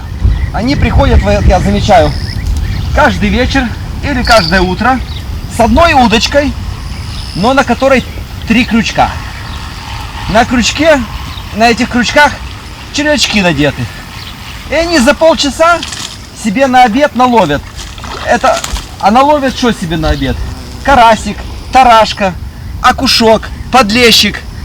И они за полчаса наловили и пошли себе дальше. А у нас, по сути, на каждого по 4 удочки, но у нас по одному крючку. И мы надеваем не червячок, а жмых. Этот жмых отсекает всю мелкую рыбу. Этих карасей, подлещиков, окушков. Поэтому и он размокнет через 2 часа. И мы вот так надели, через 2 часа надо прийти и поменять. А сазан его смокчет. У нас поклевки намного реже. Если бы мы надели червяка, ровно через минуту он был бы пустой. Поэтому тут у каждого своя ловля. И поэтому вот мы с Ваней, когда возле места видим, мы поймаем щучку, отдадим им, поймаем большого окуня, отдадим им. Им хорошо. Они знают, что в реке постоянно есть рыба. Им как в магазин сходить или как холодильник открыть. Пришел, поймал. Да, сазан у них клюет там раз в месяц, потому что они на реке, может мы даже на реке больше времени проводим, чем они, хотя они здесь живут. Потому что они каждый вечер по полчаса, а мы приехали сразу на 5 дней.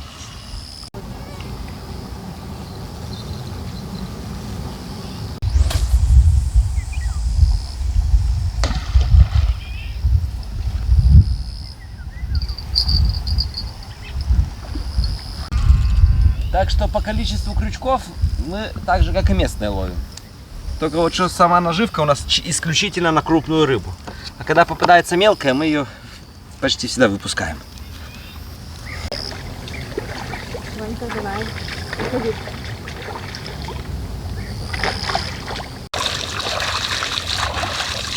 Сегодня плюс 40.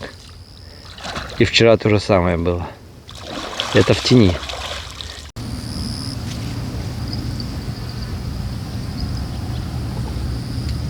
Выше идти по кустам и нечаянно наступишь. Вам же не видно, да? А вот пошла змейка. И кто его знает? Кто это? Медянка, уж, гадюка. А эта змейка кушает на берегу рыбу, ловит. Лягушек тут. И тут не 2 их, не 1, а просто десятки.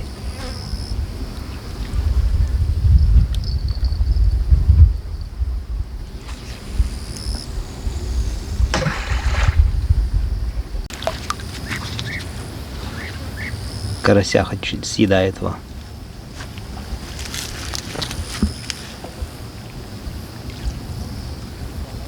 И мы босиком вылезли с нее.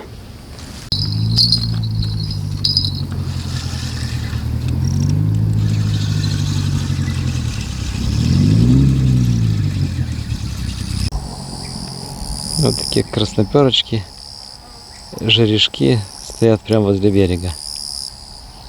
Если на удочку ловить, то можно их много наловить.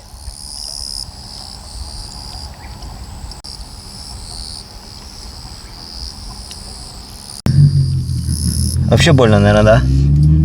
Когда льют, больно? Да. Мы сейчас просто завезем тебя в больницу, потому что не перекусывается. Вот этими, видишь? Попробую сейчас вот этими сжать, вот так вот сверху сжать, вот так, этими и все. Потому что по-другому я не знаю, что делать, понимаешь? И вот так вот, и этими сверху.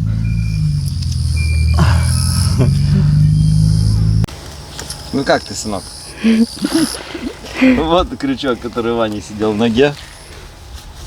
Вот так вот, очень глубоко зашел. И было 2 варианта.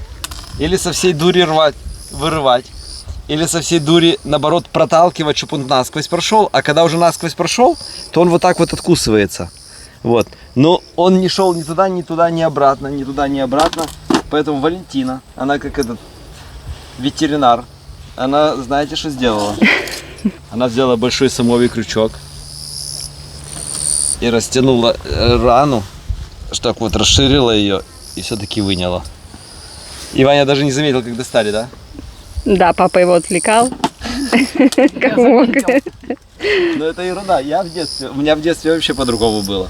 Слушайте, я поехал на велосипеде далеко-далеко на рыбалку и заезжаю и вкалываю вот в палец вот крючка. И такой, и что делаю? Отрываю леску и еду домой, короче, к мамке. Все, мамка меня на автобусе к врачу завозит, к доктору. И мы, короче, вот представь, на рыбалке, я с рыбалки ехал час, на автобусе час. Потом заводит к врачу, я думаю, ну, наверное, сейчас здесь надрезик сделает. Он говорит, покажи. Так, челк! И вырвал мне его вот так вот, без обезболивающего, без ничего. Я думаю, блин, если так можно было сделать, то что я сам себе так не сделал? Поэтому у меня такой случай был, у тебя такой случай был, и у всех рыбаков должен быть такой случай. Вот, как в национальной охоте в фильме тоже с червяком выпускали вниз. Иди, достань удочку. Достань этого карася. Ваня, ну достань ты эту уже удочку, ну достань. Достань ты уже этого карася. Ну, что-то как-то вот так не везет. На другом берегу, минут 10 назад тоже, вот собака лежала под машиной, человек переехал. Он уже запутал ту удочку даже. Или на ту тоже звенит? Нет, это ясно. Это Нет, я, тянет наверное, ее. две тащу просто. Просто или две тащу, или что? Две тащишь. Она дергается. Ну, карась. Запутал две удочки, огромный карась. И сидит довольный. Так, кстати, ну, я не рассказывал, на том берегу только что мужик на машине тронулся, а под машиной собака лежала. Как она там пищала. Тоже переехал только что. Жалко, конечно, все жалко. Ох, смотрите, какие караси. Здесь называют их буффало. Пускай самые их едят. А мы с Ваней, получается, как это разошлись в разные стороны жереха ловить. Я пошел влево, Ваня пошел вправо. И он уже подтащил к берегу рыбку. И у него зацепилось за кусты. Вот так вот, прям в воде. И он так рвал на себя. Тыдых, и она у него втыкается сюда в ногу. И он сидит, мы смотрим, что он там сидит. И не слышно было, лодка какая-то моторная ехала. Подходим, Ваня говорит, вы только резко не вырывайте. Вперед тоже не пропускайте. Мы говорим, какой вариант есть? Говорит, не знаю. Он говорит, только не трогайте, блесну мне. Я говорю, тогда можете она начнет сама закинуть. Вот те собаки, что на другом берегу. Под машиной лежала, от жары пряталась, машина тронулась, переехала пополам. Собака орала, пищала, зашла в воду. Блин, у нас тут сердце кровью обливается. Мы уже сидим такие, ой-ой-ой, что ж делать, и ничего не поможешь. Мы думали, позвоночник поломала. А она пищала где-то целый час. Сейчас бегает, как ни в чем не бывало уже, смотри, и в воду заходит, уже не хромает. Фу. И у Вани все хорошо. И теперь у всех... Короче, чтобы было плохо, чтобы было хорошо, надо перед этим обязательно, чтобы было плохо. Так что вот сегодня это перенервничали мы. Вот эту беленькую. Ага.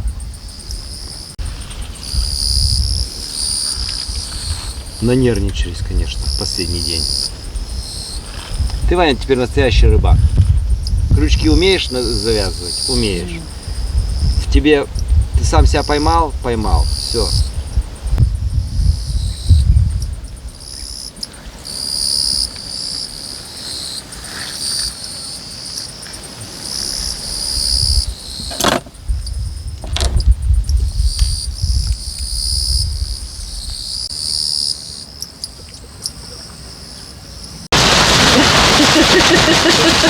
Что за день? Меня осы покусали, Ваню пробило, там собаку передавило. И тут ураган начался. Вот просто солнце светило. Да-да-да! И мы уже стоим, палатку держим. Когда он уже закончится? Неизвестно. Последний день он веселый сам.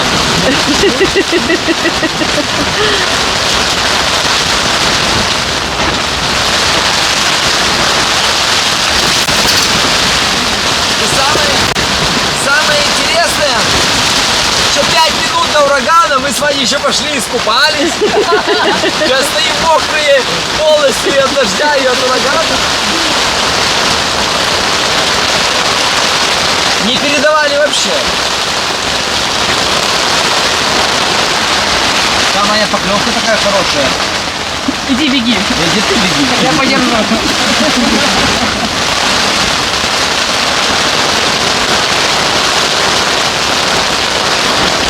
Сами, наверное. Большие.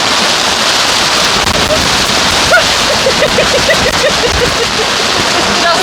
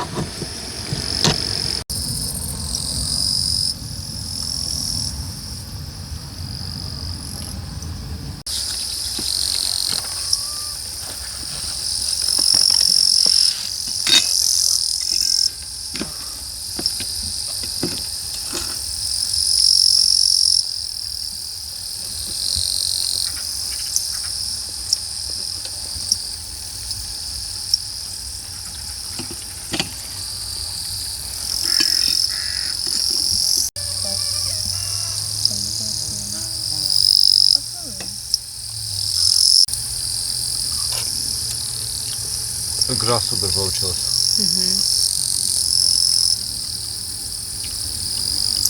Вот как мы только съедим ее.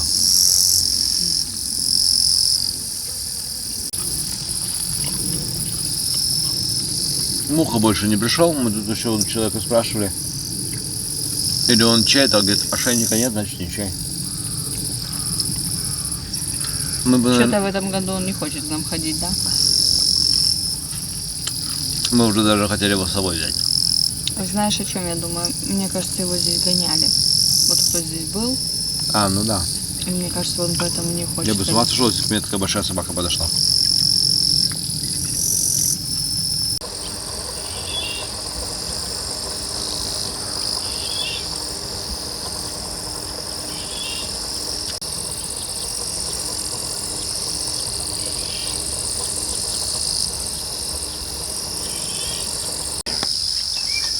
Все, будем потихоньку складываться уже домой.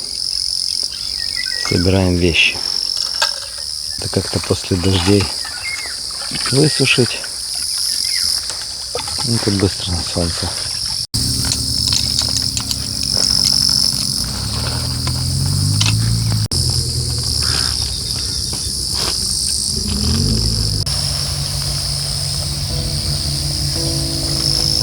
Ну все, друзья, самый грустный момент в этом. Разбираем свой дом, свое временное жилище. Прощаемся с вами. Наводим порядок, потому что